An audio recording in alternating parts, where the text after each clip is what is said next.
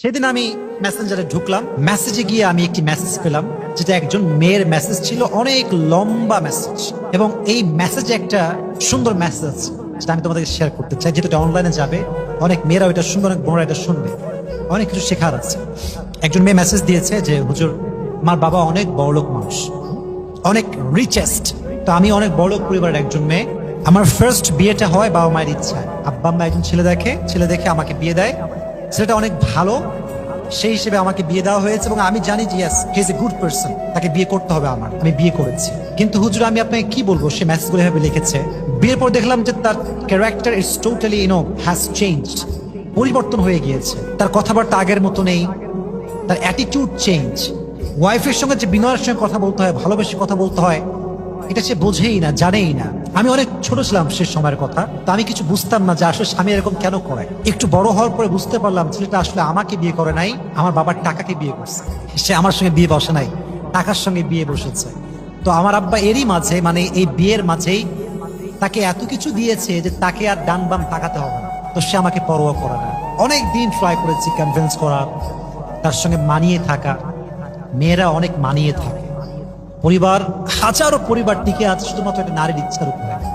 নারী সবসময় বলে সরি, সবসময় মাথা থেকে নিচের দিকে অলওয়েজ মাফ চেয়ে চলে, তাই পরিবারটা টিকে আছে। না, কিছু স্বামী এত খারাপ, নারী যদি ধৈর্যশীল না হতো, লক্ষ লক্ষ পরিবারে আজকে ডিভোর্স হয়ে যেত। ঠিক না বলেন যুবক? তারা সবর করে থাকে বলে অনেক পরিবার টিকে আছে।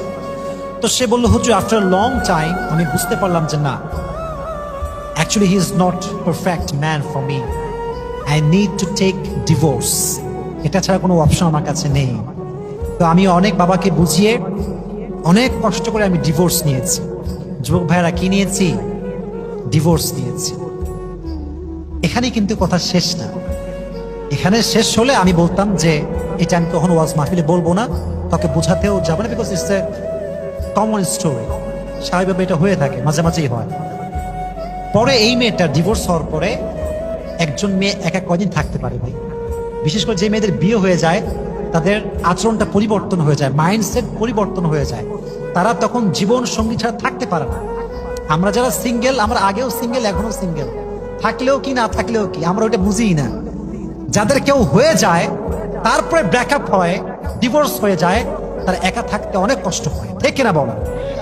তো মেয়েটা বললো, মেসেজ লিখেছে আর কি, পরবর্তী সময়ে গিয়ে আমি আরেকজন যুবকের সঙ্গে রিলেশন করি, দ্যাট ওয়াজ হারাম রিলেশনশিপ। অনেক লম্বা সময়ের সম্পর্ক আমাদের, কিন্তু বিষয়টা হচ্ছে আমার আব্বা প্রস্তুত না তাকে বিয়ে দেওয়ার জন্য আমার সাথে। আমি আব্বাকে অনেক কনভিন্স করি যে আব্বা একটু রাজি হও, রাজি হও, রাজি হও। তো আব্বা আমাকে বারবার বলছিল, মা, অ্যাকচুয়ালি সেই ছেলেটা তোমাকে ভালোবাসে না, সে একটা মতলবে তোমাকে ভালোবেসেছে, তুমি বুঝতেছো না। কিন্তু আমি হুজুর বুঝি নাই। আমি আব্বা আম্মার বিরুদ্ধে গিয়ে কোর্টে গিয়ে বিয়ে করছি, আব্বা আম্মার এগেইনস্টে গিয়ে। কিন্তু বাবা মা তো ভালোবাসে সন্তানকে, কয়দিন না মেনে থাকতে পারে বলেন? একটা সময় গিয়ে মানতে বাধ্য হয়ে যায়। তো সেই মেয়েকে বিয়ের কিছুদিন পরে, একটা মাত্র মেয়ে, সন্তান যার একটা হয়, চাই সে ছেলে হোক কিংবা মেয়ে হোক, আব্বা আম্মা তার প্রতি সবসময় দুর্বল থাকে। যেমন আমি, আমার বাবার একটাই ছেলে হচ্ছে আমি। আমি উল্টা করলেও আব্বা আমার ভালোবাসে, ঠিক করলেও ভালোবাসে, কারণ আমি একটাই ছেলে। একটা ছেলে যার হয়, কি যে উইকনেস কাজ করে, ওইটা বাবা মা বোঝে, আর কেউ বোঝে না। তো পরবর্তী সময় যেটা আমি মেসেজে পড়লাম, সেই মেয়েটাকে আব্বা লাস্টে বাসায় উঠায় নিয়ে আসছে, মেনে নিয়েছে। এবং এটাই ছিল হচ্ছে ছেলের চাল। ছেলে চেয়েছিল যে কোনো মতো আব্বা মানলেই হয়। তখন আমার দাবি দেওয়া শুরু হলো যে আমি আসলে কি চাই। ছেলেটা পরে বাইক নিয়েছে, মোটা অঙ্কের টাকা নিয়েছে। যখন সব নেওয়া শেষ, শুরু হয়ে গিয়েছে বাজে ব্যবহার। তবে মেয়েরা প্রথম সংসারে যেই পরিমাণ অভিযোগ করে, দ্বিতীয় সংসারে কিন্তু সেই পরিমাণ অভিযোগ করে না।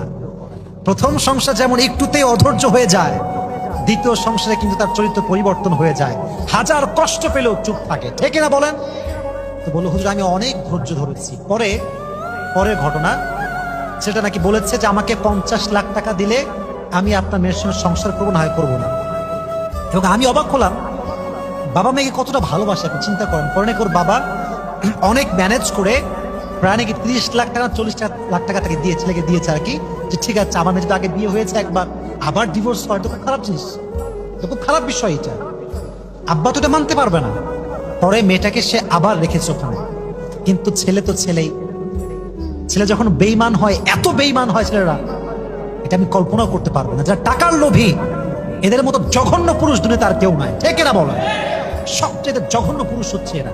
এরা এত নিম্ন লেভেলে যেতে পারে, আপনি ইউ কান্ট ইমাজিন ম্যান, আপনি কল্পনাই করতে পারবেন না।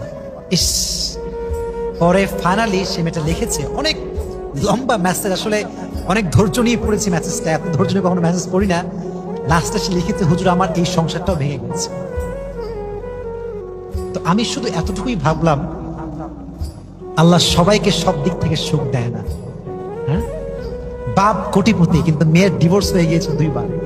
বিশ্বাস রাখেন, আমাকে বিশ্বাস করেন, বর্তমান সমাজ হচ্ছে এমন, ডিভোর্স হয়ে গেলে কোনো মেয়েকে সমাজ আর মূল্যায়ন করতে চায় না, চাই সে ভালো হোক চাই সে খারাপ হোক, ঠিক কিনা বলেন যুবকেরা? সমাজটাই এরকম হয়ে গিয়েছে। পরে সেই মেয়েটা লিখেছে, হুজুর আমি দীর্ঘদিন যাবত প্রায় 1 থেকে 1.5 বছর বাসাতেই আছি, বাট আমি একা থাকতে পারি না। ওই যে আগে বলেছি, যা লাইফ পার্টনার হয়ে যায় পরে সে একা থাকতে পারে না। পরে মেয়েটা আমাকে লিখেছে, হুজুর আমি কি করতে পারি, আপনি একটু আমাকে হেল্প করেন, কোন দিনদার কাউকে আমি পাই কিনা, এরকম আমাকে হেল্প করেন। কিন্তু আমি ভাবতেছি, এইটা যুব সমাজে এখন আমাদের যে লেভেল, আমাদের যে চিন্তাধারা, একবার ডিভোর্স হইলে কেউ বিয়ে করতে চায় না। যে মেয়ে 2 বার ডিভোর্স মানে জীবনে পেয়েছে তাকে কে বিয়ে করবে? সমস্যা আর কি। সব যুবক তো টাকা পয়সা চায় না, ভালো বউ তো সবাই চায়। যুবক ভাইরা চায় কি চায় না? চায়। এজন্য আমি বোনদেরকে বলবো, বোন যাকে বিয়ে করছেন একটু ভাবেন যে সে আপনাকে বিয়ে করছে না, আপনাকে আপনার বাপের টাকাকে বিয়ে করছে, খুব খেয়াল করবেন। অনেক যুবক ভাবে যে খালি একটা বড়লোকের মেয়ে পাইলেই হয়, টাকা পয়সা নিব, যৌতুক নিব, ইস্টাবলিশ আমি হয়ে যাব যখন, বাস আই উইল লিভ, আমি পালাবো, আমাকে আর কেউ খুঁজে পাবে না। এরকম বদমাইশ গাদ্দার যুবক আপনার বাংলাদেশে আছে না নাই? আপনার বলো না কেন, আছে না নাই? অনেক আছে। তবে মাথায় রাখবেন, আল্লাহর মায়ের হচ্ছে সবচেয়ে বড় মায়ের। আল্লাহ কাউরে ধরে না, ধরলে কিন্তু যেই দিন আপনার আল্লাহ ধরবে সেদিন একদম কায়েদ করে ফেলবে। মনে করছেন টাকা মেরে খাবেন, বেঈমানি করবেন, বিশ্বাসঘাতকতা করবেন, and you will be the most happy person in the world? No, no, no, no, no, no. এটা হতে পারে না। বেঈমান কখনো সুখী হতে পারে না, গাদ্দার কখনো সুখী হতে পারে না। যে মানুষের বিশ্বাস নিয়ে খেলে, তাকে একদিন আল্লাহ এমন ভাবে ধরে, তাকে সমস্ত কিছু থেকে নিঃশেষ করে ছেড়ে দেয়, ঠিক না বলেন? আল্লাহ যুবকদেরকে হেদায়াত দান করুন, সকলেই পড়ে আমিন। যেই মেয়েগুলো ডিভোর্স হয়ে গিয়েছে, তালাক প্রাপ্তা মেয়ে, আল্লাহ প্রত্যেকটা মেয়েকে ধৈর্যশীল হয়ে তাদের জীবনকে চালাবার তৌফিক দান করে, সকলেই মন খুলে পড়ে আমিন। যুবক ভাইরা আজকে ভাই বেঈমানি করো না, করো না। এটা করে আসলে শান্তি পাবা না। সাময়িক সুখের জন্য কিছু করে আজীবনের সুখ হারানো যাবে। যে কথাগুলো বললাম, নারীদের পর্দা লাগবে, বেঈমান পুরুষ থেকে বেঁচে থাকা লাগবে। আল্লাহ বোনদেরকে হেফাজত করুন, সকলেই পড়ে আমিন।